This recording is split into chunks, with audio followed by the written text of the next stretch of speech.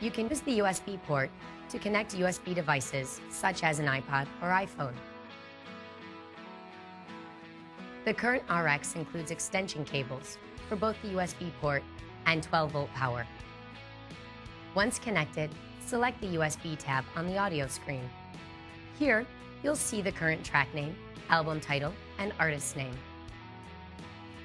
When using a playback device connected through the USB port, you can control it through the vehicle's audio system control panel. The Select button allows you to jump to a specific track. To browse all tracks on your device, press the Menu button. You'll see several tabs to sort the tracks by playlists, artists, albums, songs, podcasts, audiobooks, genres, or composers.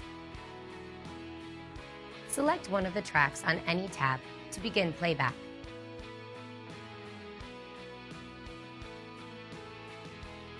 Press the back button to return to the USB tab.